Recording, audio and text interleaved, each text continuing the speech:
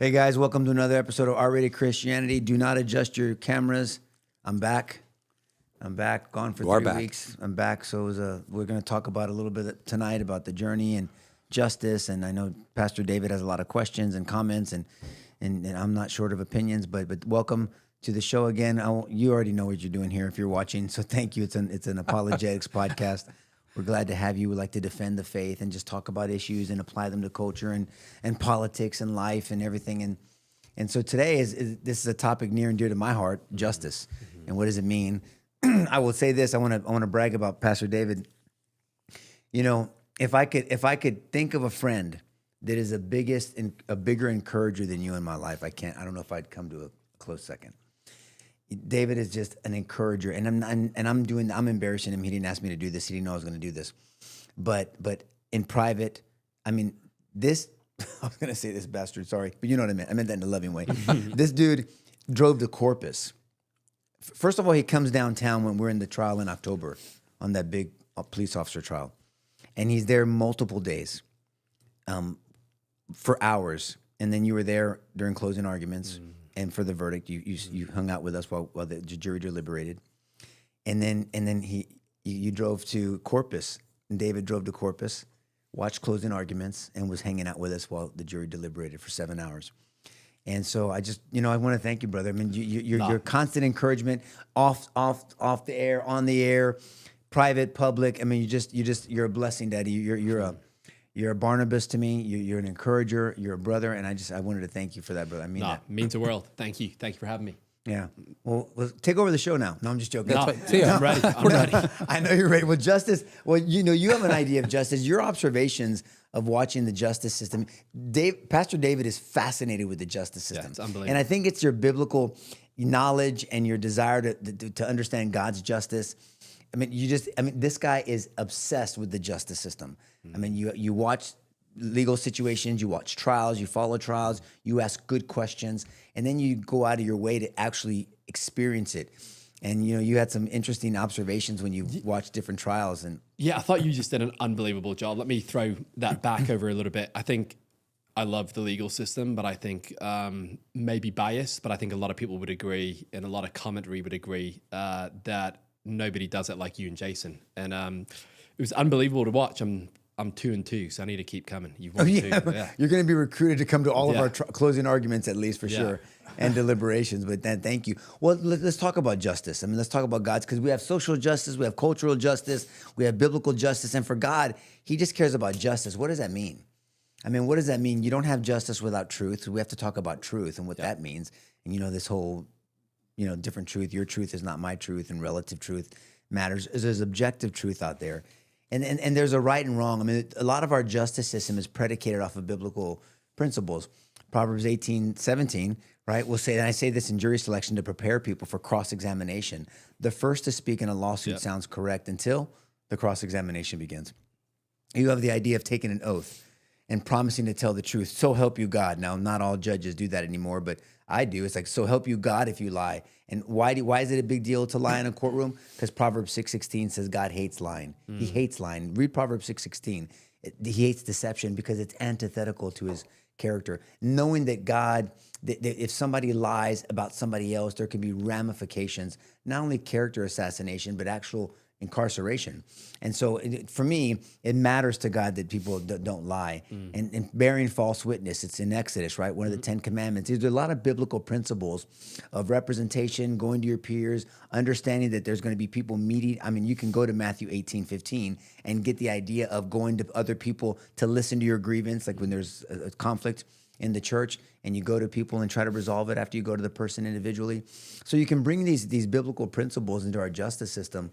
And then understand that God has an influence in it, and it matters because truth ultimately, or what I call getting it right, matters to God. So, George, your comments, because you've been observing there eating popcorn or something. What's going on? Chewing gum.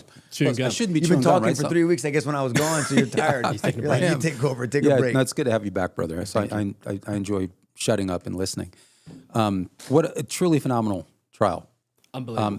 And watching the process of justice, real justice, not perceived justice, not justice that jumps the gun on social media, but actual justice, when all of the facts, and we said that today in men's study for me, it was kind of a microcosm of how God does justice, where he doesn't get carried away with the consensus.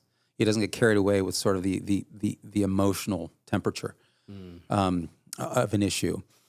God steps back, and sees it all. And so when he issues a verdict, everything is considered appropriately. And I was also in awe. And it's true. This guy, I love watching this guy in court. Oh, he's unbelievable. Because he's believable right out of the gate. You can tell that if he got everything else wrong and he didn't, you could tell he really believes in what he's communicating. Totally. I mean, he's totally invested. And if I was a juror, that would sell me, because I can spot a bullshitter a mile away, and and it's to see a litigator that intent and that bought in and that invested. I think that says a lot. And then there's the way you presented it, just stepwise, one step at a time, and just sort of peeling away the layers. And I thought that was very, very, very, very effective. So a real win. And I'll say this, and then I'll punt, because I do want us to get into the meat of what justice actually is and what it isn't. But it's deferred often. It's don't take the law into your own hands. Well, the trade-off is you got to wait for it to go through the justice system, which isn't done in 10 seconds or 10 minutes. You may have to wait. And that is actually rather biblical. We're studying and teaching on the Beatitudes, and we pointed out that there are bookends.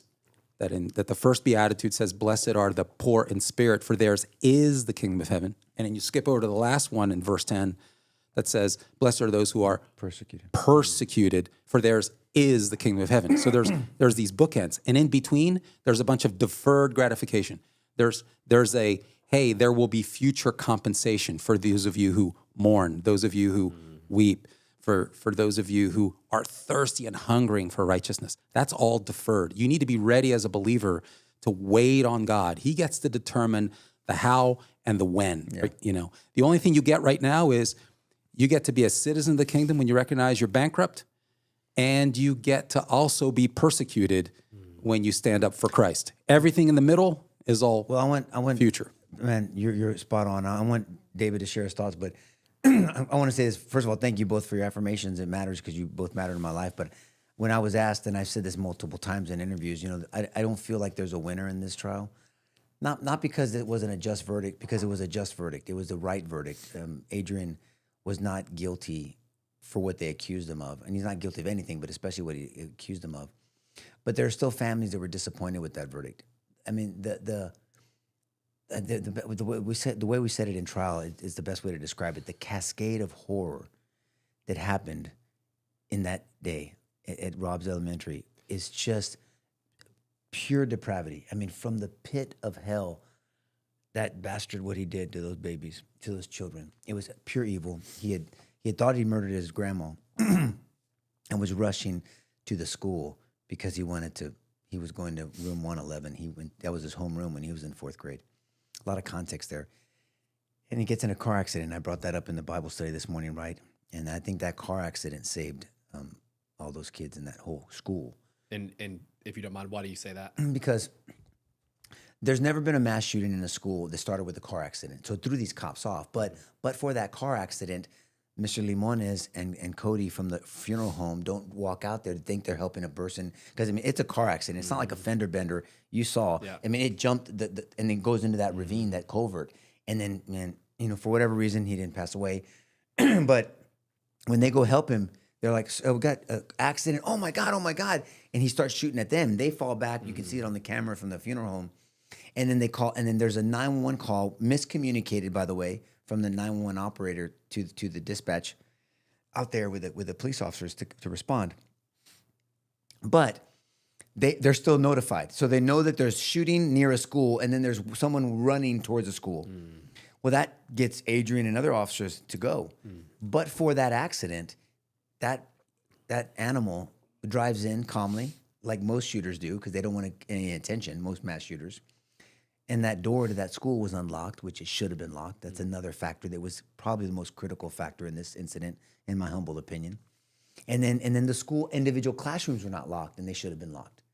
But for that accident and those cops being out there, by the time they would have been notified, excuse me, he would have gone through all 111, all of 112, because kids lived in 112 because those officers, Adrian and 4 other officers, ran in eventually and distracted him, and he didn't know if they were going to breach. But then what would have stopped him from going to 109, 110, 114, 12, 103? I mean, he would have gone through the whole school. Yeah. Nothing would have stopped him. Only one of the classroom doors was locked. The other ones weren't locked. By the time anybody would have called cops and them getting out there, it would have been too late. I mean, so many more people would have died. And it's fascinating to me when you think of God's sovereignty, because, we always want to put God on trial for why didn't he stop it? But they don't think about that accident, and they don't think about Adrian and the other first 4 officers. I know people are focused on the 376 officers out there. Got it. But in my humble opinion, this was a systemic problem. You have an under-resourced community. You have, for whatever reason, the school doors were not locked. Huge deal. For whatever reason, there was miscommunication in dispatch. There was under-resourced officers. They didn't have shields. I mean, there was an outward swinging door. I mean, there's just so many things we can sit down and talk about and analyze what could be done differently to save children in the future. But blaming one guy that didn't do what they said he did isn't the answer. And I said it in opening, if you remember, I said, you don't rectify evil with an injustice. Yeah. And then Jason said in closing, you don't honor their memory with an injustice, right? So it's kind of like bookending one of our many themes that we had. So just you pray peace for the families. The only answer for them, if someone asked me, is Christ. I mean, that's it. I mean, just the thought that there is an eternal judgment, that those babies are in heaven. Their age of accountability. I mean, they're young, they're babies. They're with our Savior in heaven. And that animal that's responsible is where he needs to be, and that's the only thing that gives you any type of peace, knowing that no one gets away with it, and there's a just God, a loving God that will exact true justice on people or on our souls once we leave our spirits, and that's the only peace that I get when my brother's murder or when I see something like this, and only the peace of the Lord can comfort those families. But I acknowledge it. You can recognize 2 things at the same time: that there's righteous anger, there's tremendous pain, that there's nothing but the love of Christ that can fill that hole, and that there's an individual that was used, and we never used that word. The jury got it. We didn't say it. We described it as a scapegoat, thinking that was going to fix the problem, and it wasn't. I just think the whole system is amazing to watch. I think what George said is people come to quick conclusions. I was one of those. The Uvalde in this case too? Yeah. I'll rewind to what I text you, but the Uvalde case, I've got 4 kids, 8, 5, 3, 4 months. And I came from a culture where there's no school shootings. I mean, there was one in 94, I believe, that was in Dunblane, Scotland. And that is famous because it never happens. So now, sending my kids to school every day, it's something that crosses my mind every day. My wife was pregnant days from birth when this Uvalde shooting came. I drove to Uvalde and literally prayed outside the school while the media was there that day on my own, just wanting to do something. Right. So following this case since that day, and then literally as much as we've been together, we never got the conversation that you were doing this case. We talked about the police officer case, not this one. A picture appeared on social media of you walking into the courtroom, which I believe was in Uvalde. It was our first court setting, back then. And I text you something probably sarcastic, like, can't believe you're doing this. And you're like, just hold on, like, wait. And George mentioned something. I think we live in a culture, ministry-wise, church-wise, in the world as a whole, with social media, something goes out and people all of a sudden have made a judgment.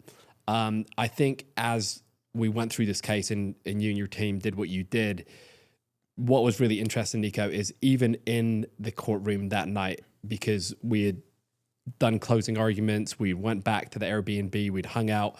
I was on my way back to San Antonio. Was on the phone with my wife at gas station. You let me know there's a verdict. We drove back to the court.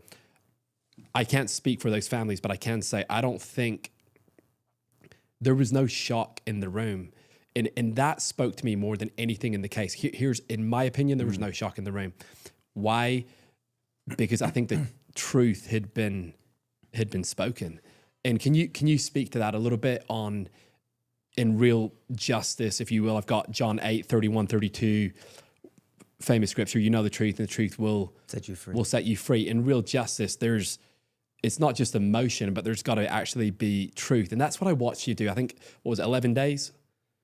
It was 2.5 weeks. 2.5 weeks of trial. It just seemed like every single day truth was spoken. I thought it was really interesting, not to be disrespectful to the other side, but you would say, I'm going to say this, and they're going to say that. And they never countered what you said. I never seen them do it once in closing arguments, because what you brought was the truth. So as we live in a world where there's so many issues, I want to get back to this Uvalde case. I want to ask a lot of questions. What would you say regarding like just waiting, like George said, for the truth? In what sense? What do you mean waiting for the truth? When we first took the case, we didn't know what the truth was. We knew what Adrian had told us. I knew that we knew he couldn't afford true representation to the level that we were going to. So I won't speak in details, but we made a firm decision to represent him. We started getting the evidence in. We talked about it on the podcast when it first happened, and I said, "What the F were 376 officers waiting 77 minutes for?" I don't get it. Now I didn't analyze at the time an outward swinging door and breaching an outward swinging door, and I knew about Halligan tools and what you need to breach an outward swinging door and a fatal funnel. I knew about all that tactically because I had trained, and I trained with a lot of guys in law enforcement over the years, but I didn't know what applied to this situation. I'm saying, why do you wait 77 minutes? So this is exactly what I'm talking about, to give your answer. And I think we live in a world that people are quick to jump to the truth. So we're like, why are they waiting?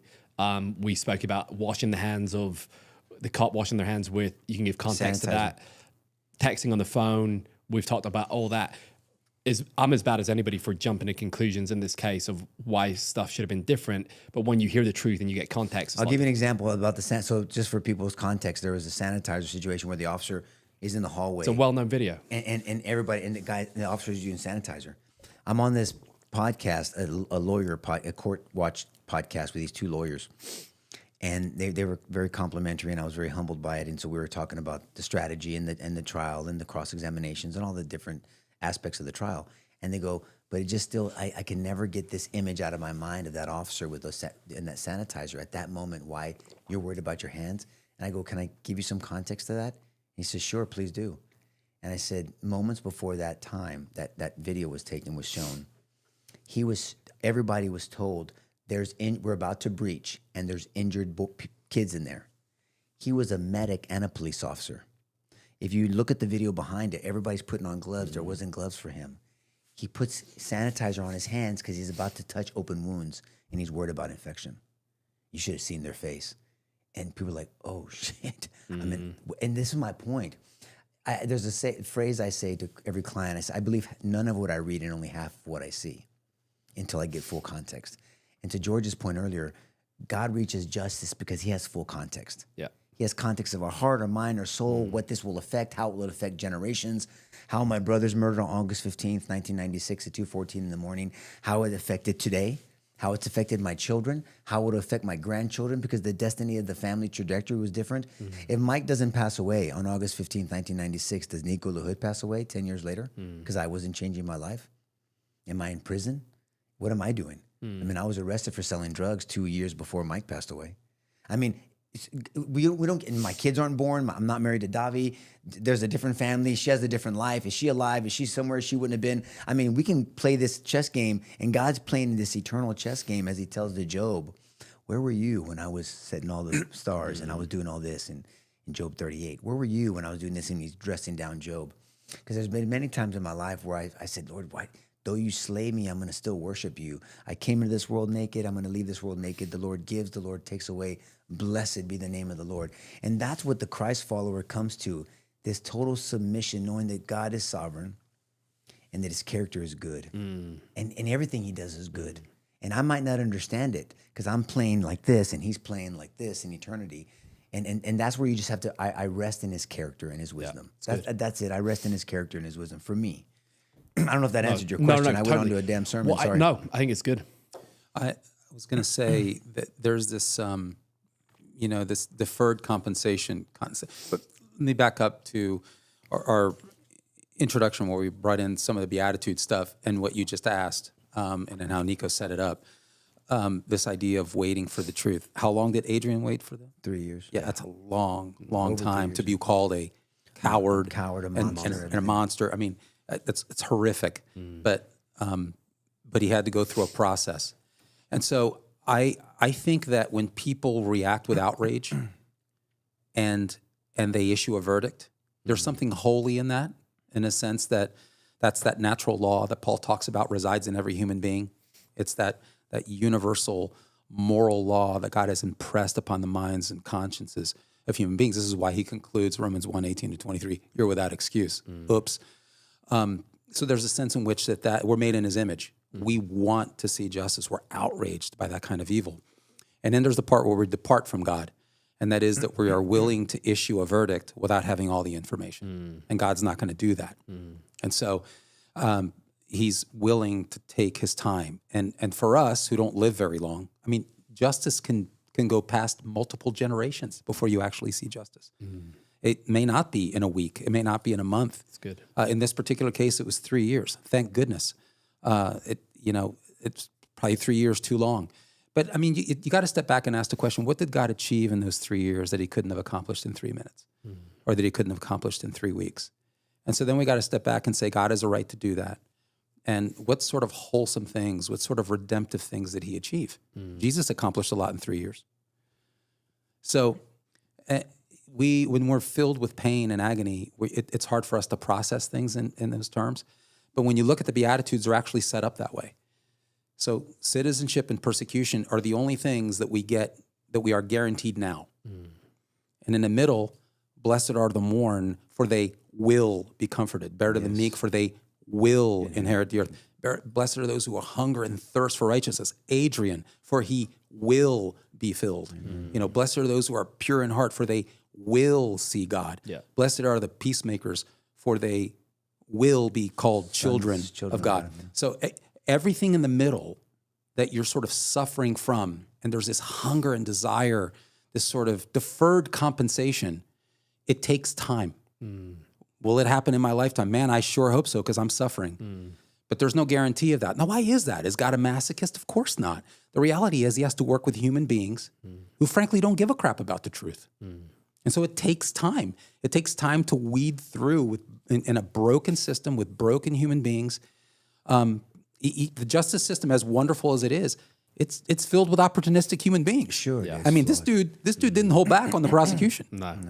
In fact, the beauty of the argument, I thought, or the sort of theme to your approach, is Nico's is particularly effective at putting people who are advocating something in the seat of their own choices. In other words, let's play it out the way you're suggesting. Here's the world you create. Are you okay with living in that world? And invariably, the answer is no. I mean, you rhetorically lead them to that conclusion.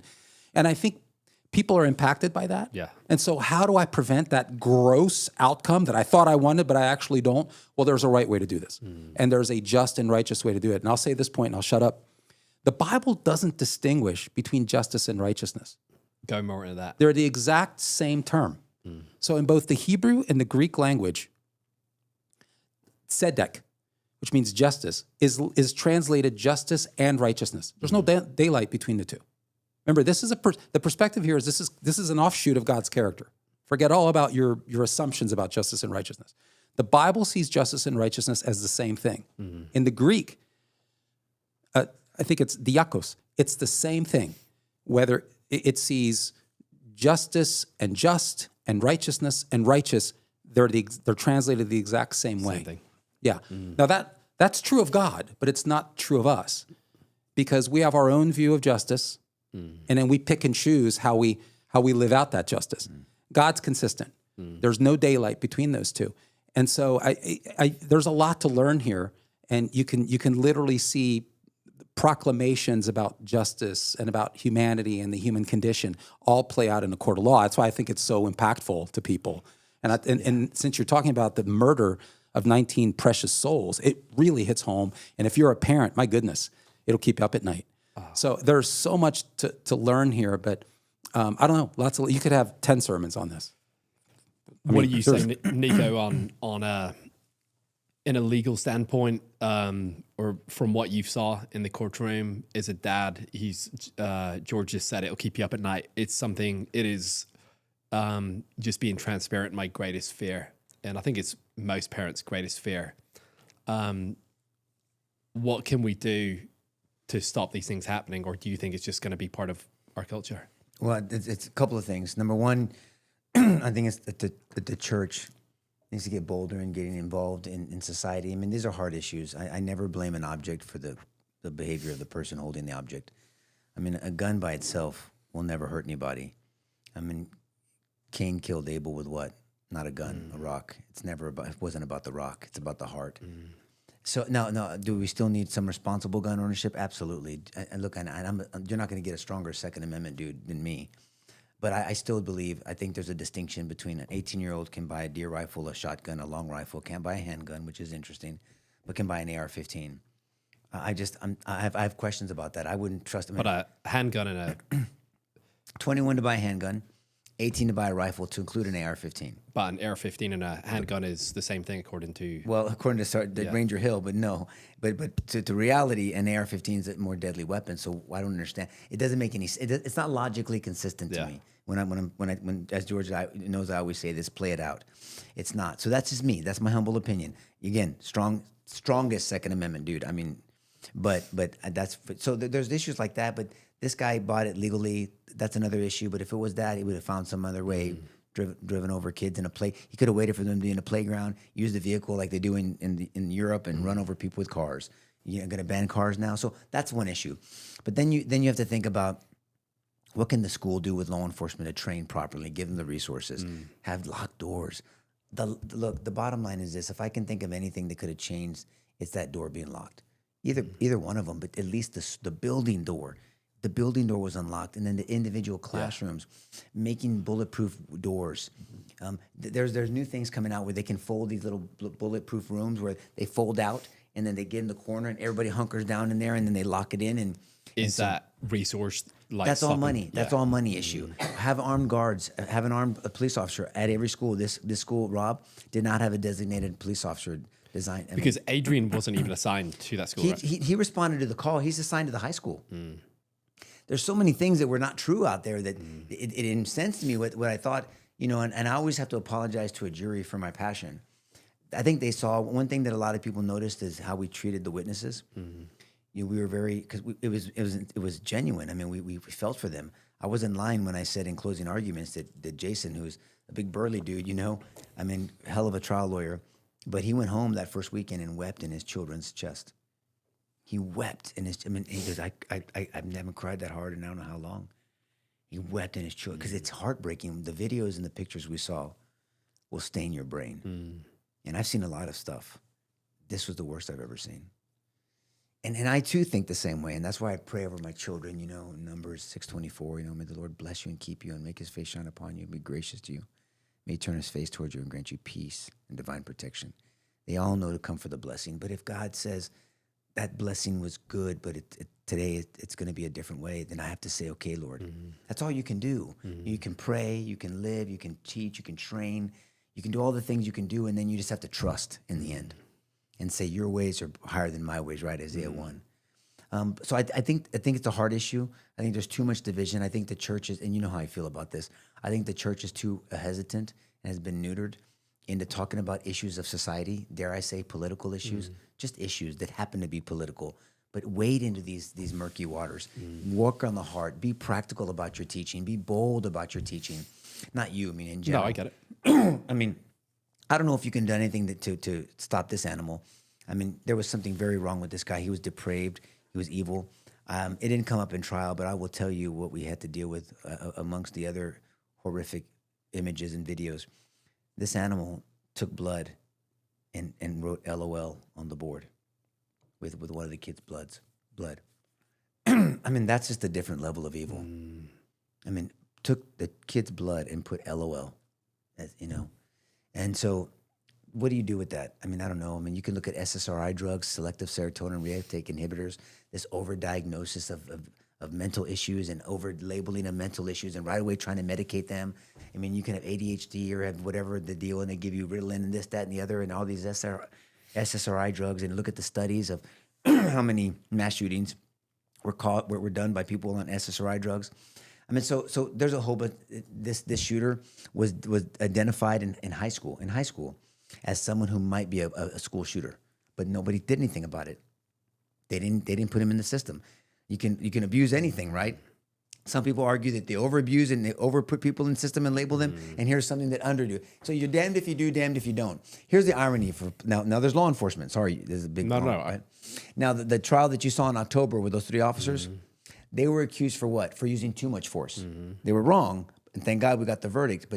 So they're accused of using too much force. Adrian's accused of not using enough force. How the hell do you win in a situation like that? Yeah. You're damned if you do, damned if you don't. Yeah. I use too much force, boom, then you're going to get prosecuted. I use not enough force, you're going to get prosecuted. How about you be your own cop? That's what happens. You police yourself. Get good with a gun, be good with your fists, and go you protect your kids, because I ain't doing it, Jack. That's where we run now. Does it mean that we don't train? Does it mean we don't hold people accountable? Of course we do. When I was DA, I had a law enforcement integrity unit. We prosecuted cops that abused their authority, and we protected cops that didn't. And that's just it. And there's a lot of common sense, and then hopefully being grounded and having wisdom around you. Wisdom is found in the counsel of many. and then just make tough decisions and stand by them. There's not enough courage. So there's a lot of things. There's a church aspect to it. There's a systemic aspect to it, to the school. There's a law enforcement aspect to it. If you look at this active shooter training, it's very confusing. If you saw the trial, they're told, run to the shooting. How? Now you got to talk about tactics. What do I do here? What about this scenario? There's not enough of that. There's just too much vagueness because there's liability issues. Look, we've got to decide what our rules of engagement are, resource the hell out of it, understand that if we say that our children are our most precious treasures, then act like it. You know what I'm saying? We don't protect them. And I can go off on trans issues and all this other issue and what happens with their and hormones. But there's so much more. It's not one issue. It's not the gun. And it's not this one officer that did a lot. And I'm going to say this because I'm defensive, because I took it, it was personal to me. Adrian Gonzalez was anything but a coward. He was anything but, and that's why I said in closing arguments that the government is trying to feed you a coward sandwich. The problem is, it's in between 2 slices of bravery. He rushes into the trouble thinking that the teacher was a shooter in the original reporting, and everybody else is at the perimeter, other officers. He drives into it thinking he was going to a shooter, and it ended up being an assistant coach or assistant aide. And then he never saw the shooter. He was on the southeast side. As you know, the shooter was on the west side. But see, he goes into the danger. Then he's one of the first 5 officers in the building, arguably, that saved the other kids in 112 because that shooter didn't finish them off, and maybe saved the rest of the school. That's a reasonable answer. And never left. He never left. And after being shot in the hallway, 2 of the officers got shot, skimmed in the head and skimmed in the ear, and his Sergeant Page and him got shot at, sheetrock everywhere. He stayed in the hallway. He stayed in danger. The only reason why he left is his radio wasn't working, and the chief finally told him, go call SWAT. That's the only reason why he left that hallway. And then he started getting kids out of the window. And that's the dude you want to hang up on a stake? I know. That's the dude you want to call a coward? Yeah. And I think, and it's so fascinating, I don't know if you've told me this before, but on the verdict, we sensed it. There was an outrage. No. Because I think people saw the truth. And as you said, John 8:31, the truth sets you free. And God, his character is truth, which is why he hates lying, because it's antithetical to his character. And you know, there's only certain things God can't do, right? He can't murder, can't be unjust, and he cannot lie. Because it's antithetical to who he is, and he wouldn't be God. It sounds really strange to say, but it almost felt like it was peace. Do you agree with that? There was no yelling, there was no outbreaks. By that time of the trial, and people saw, and I'll tell you, David, I didn't watch social media during trial. I was too focused, but Jason and Michelle did.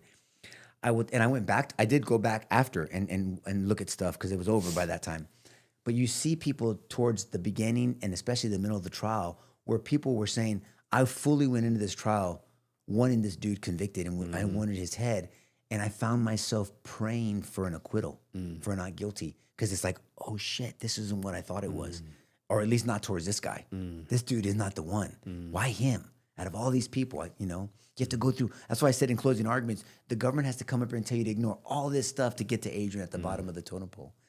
So I did take it personal because like God, I mean, I can't stand injustice. I didn't stand it when I was DA. I can't stand it as a defense attorney. It drives me nuts, And so, we prayed for temperance and wisdom and all that other stuff. So, yeah, so there's a lot. I can talk more about it, but it's just, it was a fascinating experience. There was no winners. Heartbreaking, truly, for the families, for sure. I'll tell you this, and I'll end here. Talk about God affirming us. A couple messaged us, and it was a couple of a child that had survived, but was part of the shooting, but was a survivor. And they said this was the right verdict. We never thought it was Adrian's responsibility or fault. I mean, whoa. I know. I mean, how do you? I mean, you see the narrative already changing, and people, and not for us, screw us. I mean, for him and his family. Not to take away from the other families. I'm not trying to say that. I'm not making a comparison. But Adrian went through hell. Yeah. I mean, to be labeled a monster, for the real monster to be lost in all this because that bastard is gone, and Adrian takes the brunt. He takes the brunt of it. He was not even in all the investigations by the DOJ, by the state representatives under Abbott, by the alert team, by all these by Uvalde City did an independent investigation. Nobody mentions Adrian Gonzalez. They mention other people, and they were exonerated, but Adrian Gonzalez is on the hook. It didn't make sense to me. And as I got into the case, I got more and more righteous anger, and I said, Lord, temper it. This is not the case to bring up righteous anger. If you notice how tempered we were, very gentle, very direct, but very gentle. We handled it with very, we did our best, and it was noticed until it came to Ranger Hill. Of course, he gave me permission to tear his ass up. But besides that, I mean, this was not, even though I was sensing righteous anger, it could have been misinterpreted by people, and especially the jury, towards the families when it was really towards the government. It wasn't right.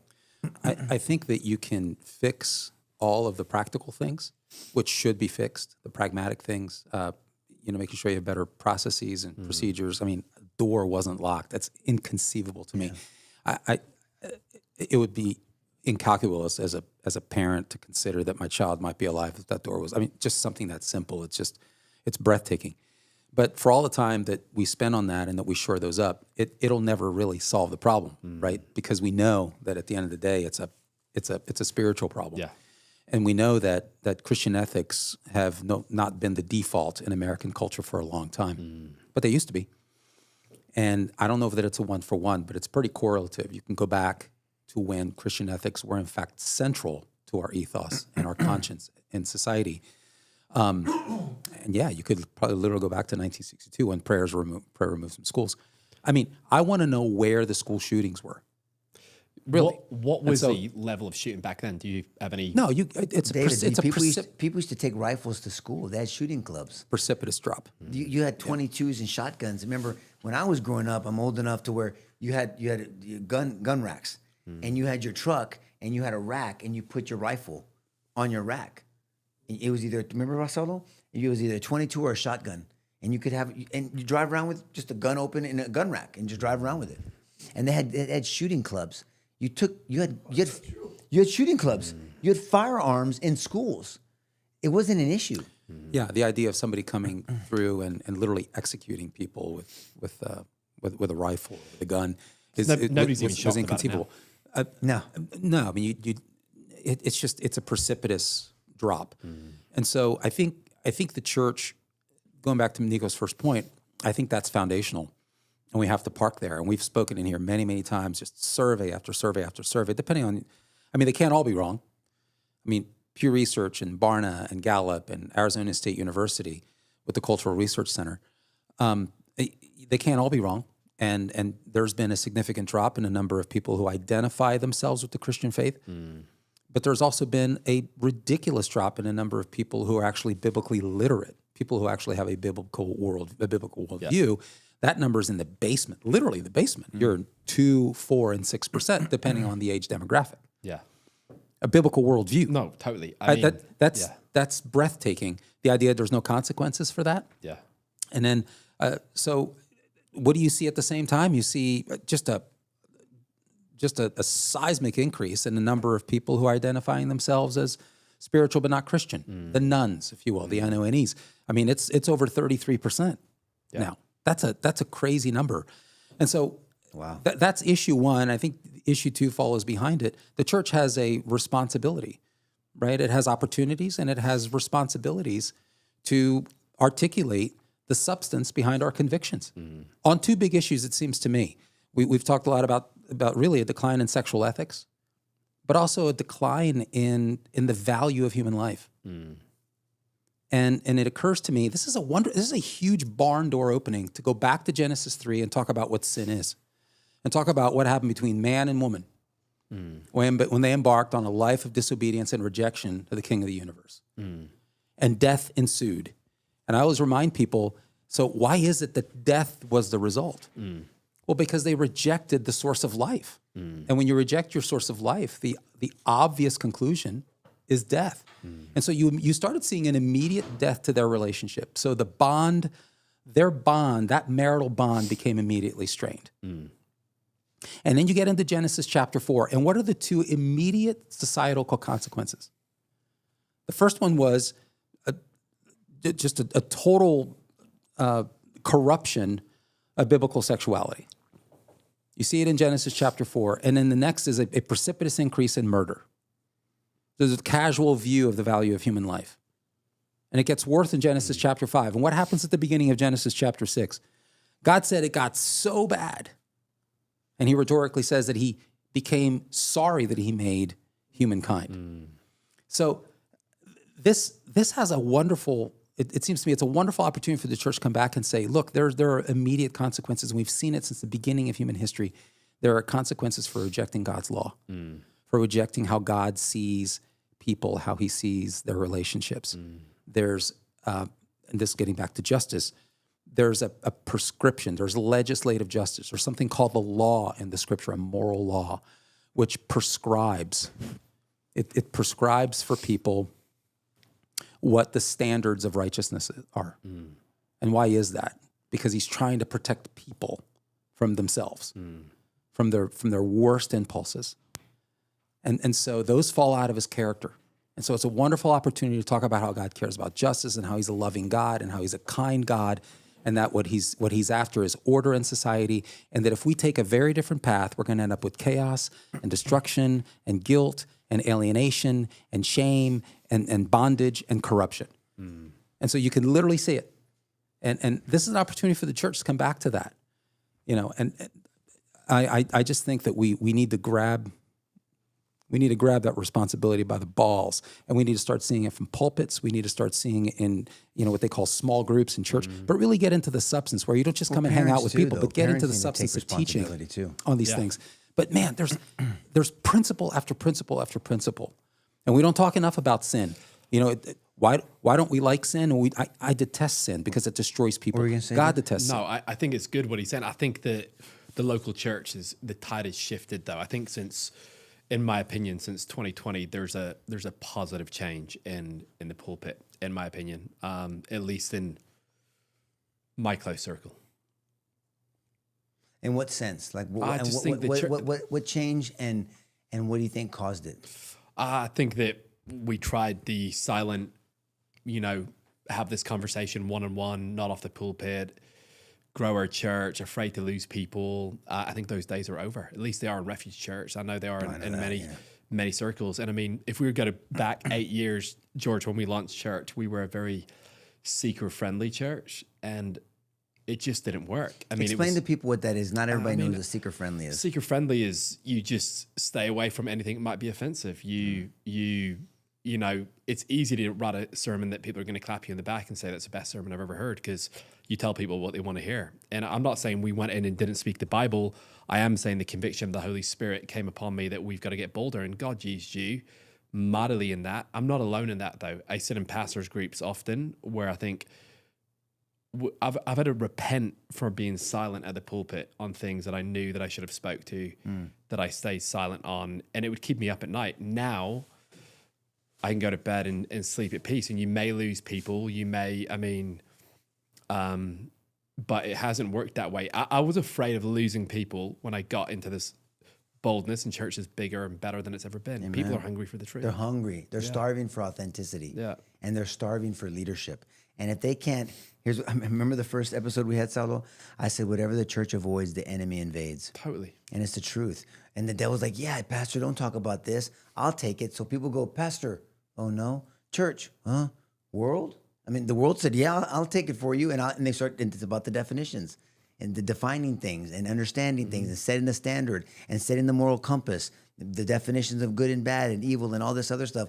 And then it becomes Isaiah 5:20, right? Woe to you who substitute night for day and day for night, bitter for sweet, sweet for bitter. I mean, woe to you. I mean, the prophet is saying, be careful when you mess with the definitions. Yeah. And that's what we do. And that's what the church handed that over. The devil didn't even have to work hard for it because fear drove that. Totally. And I think I sat in circles, preached in places, been around pastors that when I've been in places, George, and you just touched on it on the topic of sexuality, that we'd walk in and could be at that church 12 months and it would be, we just don't talk about that.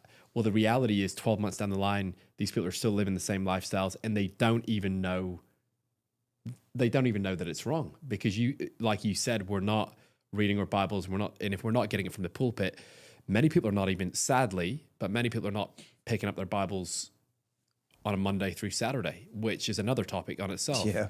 But if you don't preach the truth from the pulpit on a Sunday, they then never think hear the about what truth. we're competing against, George. A pastor or a church, if they do Wednesday night, okay, great, an hour. If they do Sunday, no one does Sunday school anymore. Nope. Okay, no one does Sunday evening, very few. So you're trying to compete with what is it, 178 hours in a week? How many hours in a week? What is it, 7 days times 24? You're the man for that, George. You're the man. Is that 164 or what is it? 168 maybe? I thought it was 170 something, but I'll do the math here in a second. All I'm saying is 1 hour versus that.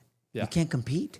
How the hell can you compete? You can be the best sermon teacher in the world or best teacher, preacher in the world. It's the sheer numbers deal. And that's why the small groups, that's why Bible studies, that's why a Wednesday night, that's why Bible school, that's why, look, you've got to, how do you act in the mundane, in the everyday? Not when you show up to church or not when you show up to this, you're on a podcast, you go to work, you put on a show. How are you consistent? And you can't be consistent if you're not persuaded. Yeah. You just can't. I mean, and I see this lack of consistency in the church for years now. So it just tells me we have a faith problem. Yeah, I love that. Let us all agree first that there's 168 hours. Is it 168? I hate I leaving say that hanging. 170. 7 times 24, right? There we go. I want to go back to what you said in John 8, 31, 32, and I want to tie in what Nico just said because you read the second half of the verse. Yep. Right? Can you read the whole thing for us? If you're truly my disciple, I you wrote will know that, the yeah. truth. Yeah, that's right. If you abide in me, you're going to know the truth, and if you're truly my disciple, you're going to know it. And that's really the issue. We head out into battle. We don't have anything to offer. Yeah. We have a sense. We kind of emote our way through it. Kind of feel our way through it because that's the currency in the culture. He who feels wins. I mean, and he who can articulate his feelings wins most. And we just got to get back to being equipped. And Paul is, I wouldn't say obsessed, but he's certainly committed to the notion of being equipped in a hostile culture. Totally. He is. Yeah. And we need to commit ourselves to those principles to understand what they are and why they make sense, why they're rational, and why they're not, sort of dated now because they're 2,000 years old, because in fact, timeless. And Nico's really good. One of the reasons I enjoy doing apologetical work with Nico, defending the gospel, this dude is an Insta analogy producer. This guy can come up with an analogy like that. Like I'm trying to teach the right concept. Throw in an analogy, and I'm like, that's a really damn good analogy. But he's really good at that, and we need to be better at that because people those are tools to help people understand a deeper principle. Yeah. And that doesn't, for him it comes naturally, but for the average person it doesn't. Yeah. But I think a good Sunday school could help you do that. You talk through among brothers and sisters. You talk through an issue like sexual ethics or the sanctity of the unborn, which ties to ultimately a culture of dehumanization, which then leads to a culture of murder, where murder is increasing. Look, right now, this is an unkept secret, and I promise I'll shut up because I can talk about this all day long. But right now, there are euthanasia laws that are being passed globally. I mean, across the border to the north, Canada is out of control, where it's getting easier and easier for people to off themselves. And we're doing it in the name of love and compassion. Well, Because life's cheap. Sorry to interrupt you. No, right. But so I'm saying is that's a training ground. I think that you're alluding to. the church should be a training ground for people. Really get into this, get into theology. Everybody doesn't have to be a theologian, but get into basic principles and walk through it. And then learn the application. Maybe have Lohood come in and talk analogies. That's an important tool because not everybody understands it, so they need illustrations, you know? No, I fully agree. And I think what you're saying as well is in a world that is full of emotion, knowing the truth. And I think the case was we deal with it in the ministry world all the time, a lot of emotion. And what I saw in that case is the other side had a lot of emotion. And the regular person, Nico, it was difficult to not be pulled in by that emotion. But when you know the truth, and the problem, you guys have said it since the first time I've been on this podcast, the problem is we live in a world that Christians don't know the Bible, don't know the truth. So, yeah. But it's knowing the truth and then and then ascending to the truth. Do you submit to it? You can know the truth. I mean, the devil knows the truth, Living it out. Yeah, but he doesn't ascend to it. You know, and so that's the issue. I mean, that's why I say there's a persuasion problem. If most people if you try to push most people off a building, they're going to fight you to their death. Because they know they can't fly. We're persuaded we can't fly. That's the analogy I give people. Speaking of analogies, I'm persuaded that I can't fly. So I'm going to act like I know I can't fly. Do we act like we know that we're going to stand before a just God and that we have eternity waiting for us or not? We have eternity waiting for us, but is it going to be with him or separated from him? Everyone's eternal. I used to think, I know where I'm going. I'm the atheist. Well, the atheist doesn't turn into worm food. The atheist spends eternity somewhere. Yeah. And so does the quote unquote Christian that hasn't fully submitted.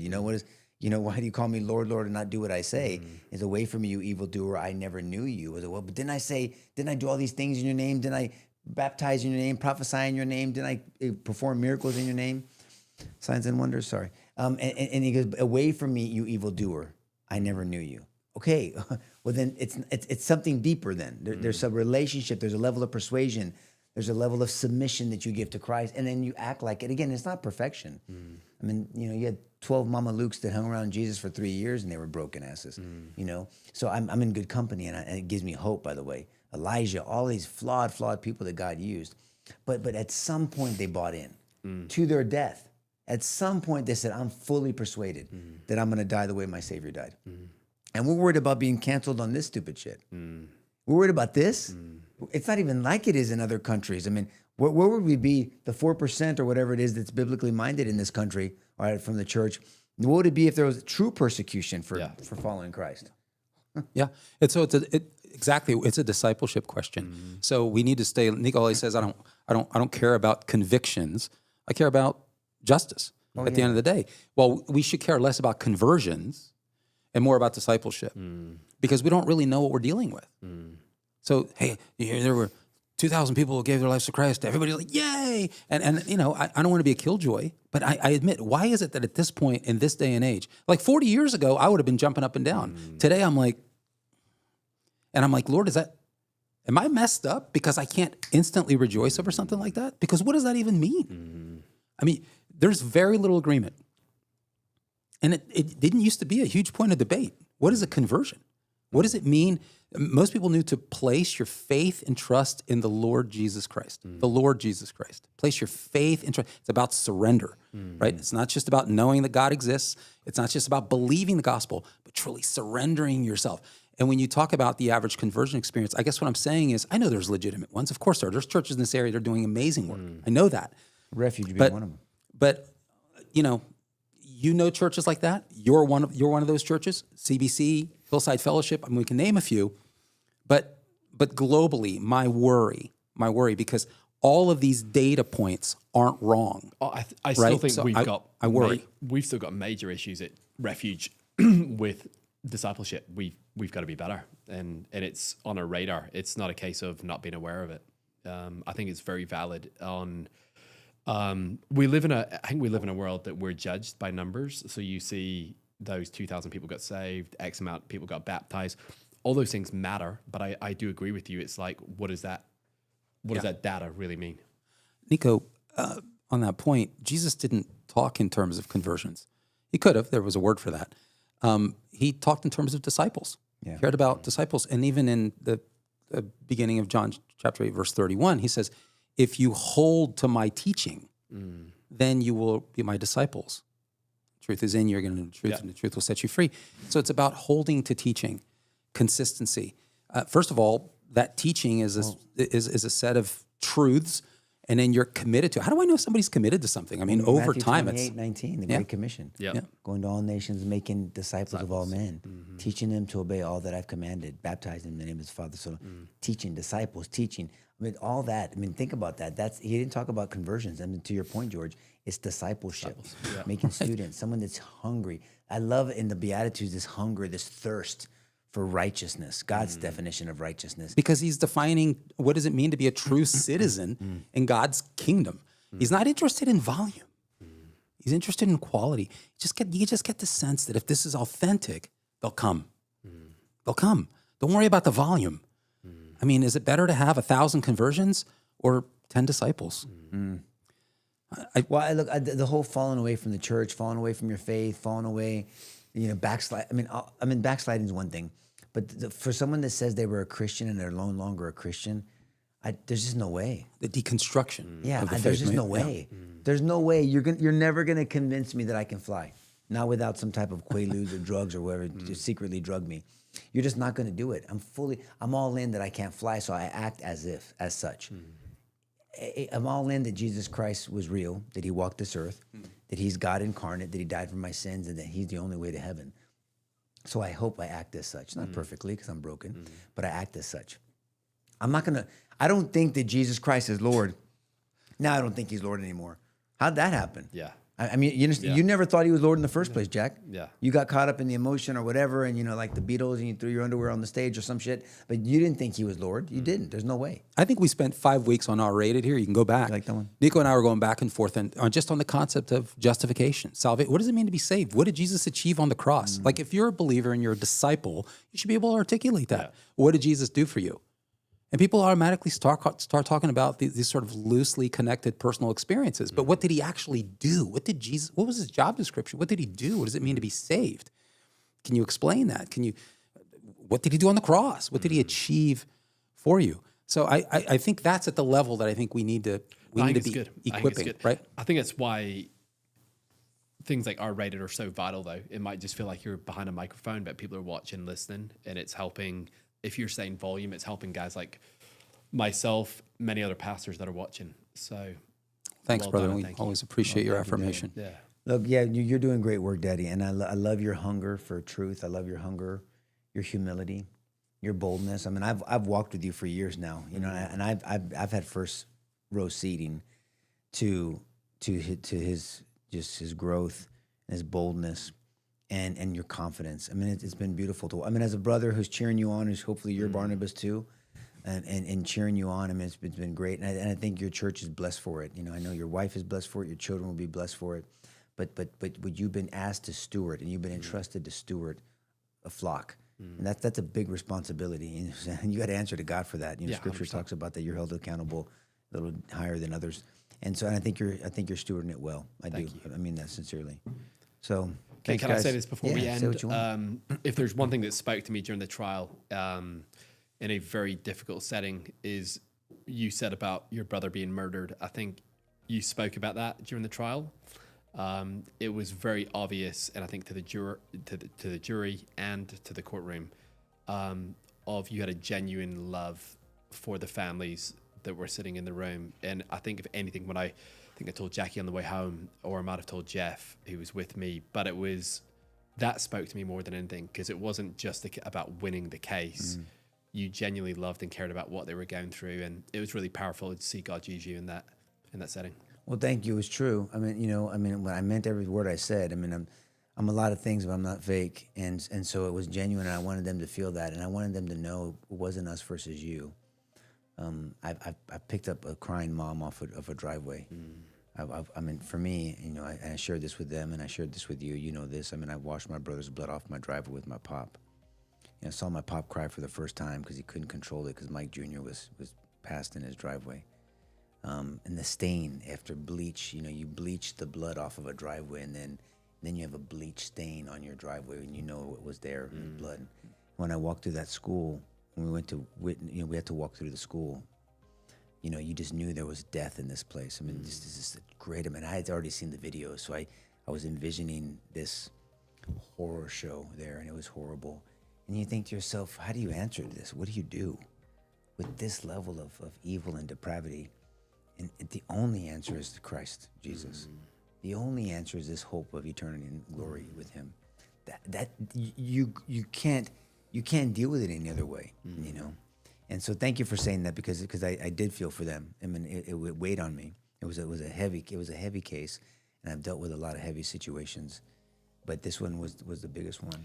I think I watched a video. You've probably seen it. The little boy, when the shooter goes into the school, if you've seen it, when he comes and he looks around the corner and by seconds. And then being in the courtroom, I think the cop case, then this case. I think the reason I'm so addicted to it, outside of you being there, is it's so final in somebody's life. Like, they're about to go to jail. They're going to spend a lot of time behind bars if this conviction goes ahead. And it just gives me a reminder of the picture of the gospel, like how, it's everything. It's heaven or hell. It's so final. And just grateful to watch you do it, because I learn so much every time. Such a great point. We have a death sentence. We have a verdict of a death sentence on us in our sin. And as the sentencing is being imposed on us, Christ Jesus steps in and says, I'll take that for you. Someone has to be punished. There has to be a price paid. And Christ Jesus says, I'll do it. And He did it for us. And I don't think people understand that. I just don't, but that's why preachers and teachers, and because you're not just a preacher, because you don't, I think you really have a desire. These years I've seen you want to be a teacher. You want to equip your flock, and I think that's the best thing you could do for them, because you're equipping them to go out into a broken ass world, fighting for their hearts and minds. I mean, but that's what I think needs to be taught more. We need to just push the gospel. One thing I love about Ed, and I said this to George, I texted him about CBC, is they have that calling at the beginning. They're doing praise and worship, and then they have people come to the altar. God, man, it breaks me every time in my heart, the brokenness, and I've been there. Look, I'm just less broken than I was yesterday, right? We're all broken still.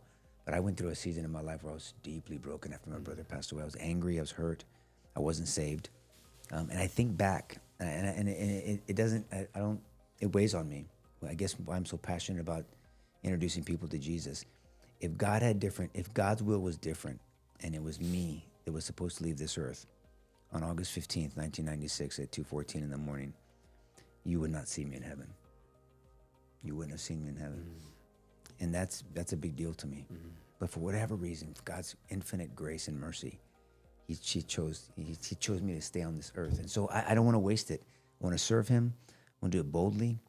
I mean, let the chips fall where they may. I want to love well. I want to fight well. And I want to serve well. And that's it. And then the Lord will call me off the battlefield when He says it's time. Right? Thank you, brother, for blessing us today. Well done. Thank you. You do, man. Great God to see bless you, you, brother. guys. Thank you for Always joining Hope you'll us, come back guys. soon. Yes, sir. Share this conversation with someone you think may benefit from it. Thanks for joining in. God bless you guys. Have a great week. Bye-bye.